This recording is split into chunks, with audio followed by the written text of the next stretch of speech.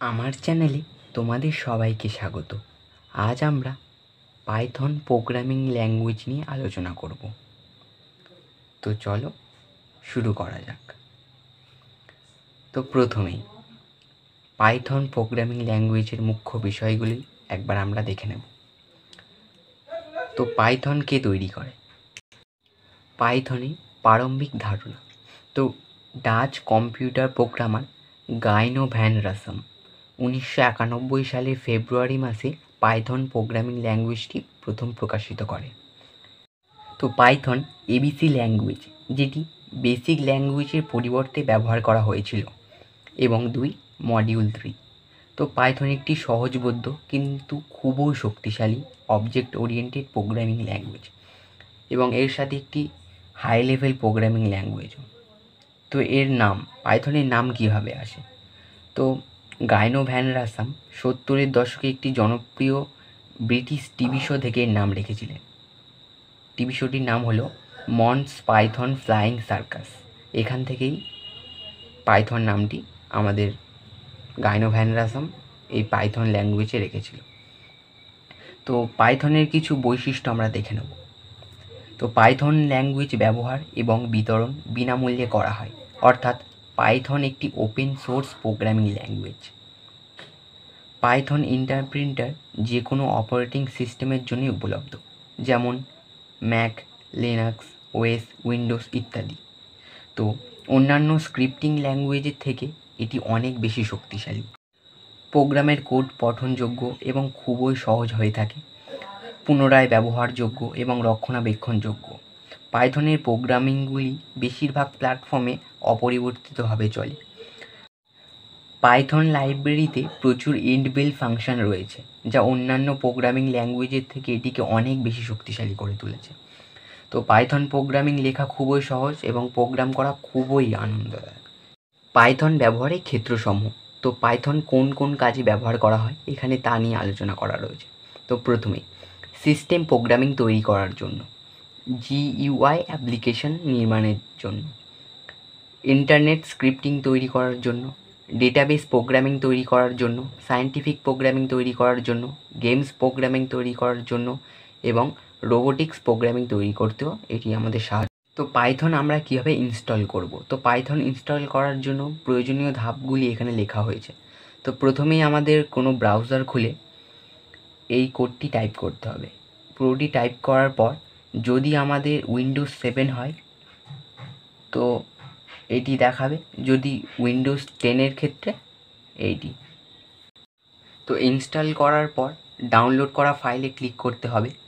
তারপর আমাদের setup window আসবে, নেক্সটে ক্লিক করতে হবে। তারপর সিলেক্ট ডেস্টিনেশন ডিকশনারি উইন্ডো আসবে, নেক্সটে ক্লিক করতে হবে। কাস্টমাইজ পাইথন উইন্ডো আসবে, নেক্সটে ক্লিক করতে হবে। এরপর পাইথন ইনস্টল শুরু হবে। এরপর ফিনিশ বাটনে ক্লিক করলে ইনস্টল সম্পূর্ণ হবে। তো আমরা একে একে চিত্রগুলি তোমাদের দেখাচ্ছি।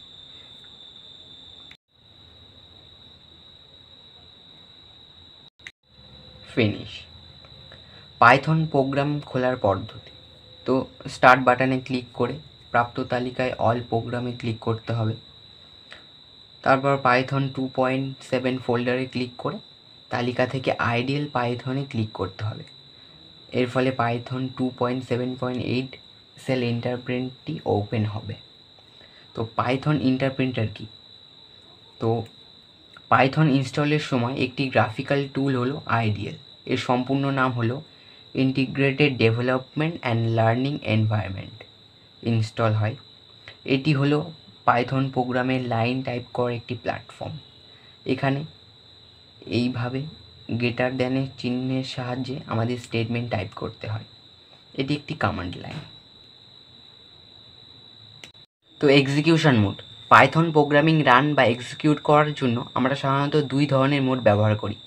একটা হলো ইন্টারঅ্যাক্টিভ মোড এবং দ্বিতীয়টি হলো স্ক্রিপ্ট মোড। তো ইন্টারঅ্যাক্টিভ মোড কি? তো এই মোড একটি শক্তিশালী টুল যা আমাদের Python code line by line execute করতে এবং তৎক্ষণাৎ ফল প্রদর্শন করতে ব্যবহার করা হয়। এই মোডে আমরা 3টি গ্রেটার দ্যান সিম্বল যুক্ত একটি প্রম্পট দেখতে পাই এবং এই প্রম্পট পাইথনের কোনো কোড লিখে এন্টার দেওয়ার সাথে সাথে সঙ্গেই তার ফলাফল প্রদর্শন করে।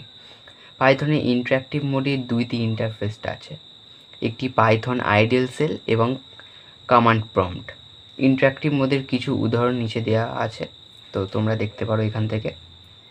তো এগুলি আমরা পুনর্ব্যবহার করতে পারি না ইন্টারঅ্যাক্টিভ মোড, কিন্তু আমরা স্ক্রিপ্ট মোড পুনর্ব্যবহার করতে পারি। তো স্ক্রিপ্ট মোড কি?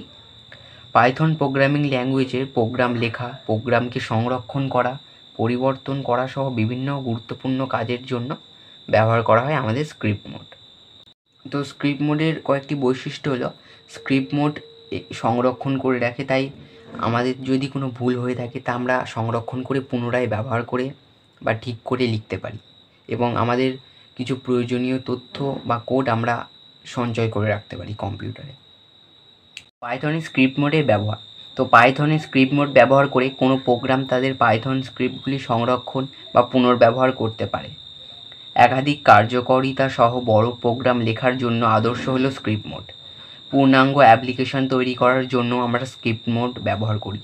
ডেটা বিশ্লেষণ ও মেশিন লার্নিং প্রকল্প প্রণয়নের জন্য স্ক্রিপ্ট মোডই বেশি ব্যবহারযোগ্য। তো পাইথন কমান্ড লাইন কি? তো পাইথন কমান্ড লাইন অনেকটা উইন্ডোজ কমান্ড প্রম্পট ইন্টারফেসের মতোই। তো পাইথন কমান্ড লাইন খোলার পদ্ধতি এখানে পরপর লেখা আছে। তো স্টার্ট বাটনে ক্লিক করে প্রাপ্ত তালিকায় অল প্রোগ্রামে ক্লিক করতে হবে, তোমরা এখানে দেখতে পাচ্ছ। এরপর পাইথন 2.7 ফোল্ডারে ক্লিক করে প্রাপ্ত তালিকা থেকে পাইথন কমান্ড লাইনে ক্লিক করতে হবে। এরপর পাইথন 2.7.8 কমান্ড লাইন ইন্টারপ্রিটারটি ওপেন হবে। তো পাইথনের কমান্ড লাইন মোটামুটি গুরুত্বপূর্ণ। তো আজকের ভিডিওটি এই পর্যন্ত। যদি ভালো লেগে থাকে তবে পার্ট 2 নিয়ে আমি আবারও আসবো, পাইথনের আরও বেশি কিছু। তো পাইথনের কমান্ড লাইন খুব বেশি গুরুত্বপূর্ণ না। তো আজকের ভিডিওটি এই পর্যন্ত, দেখা হচ্ছে পার্ট 2-তে।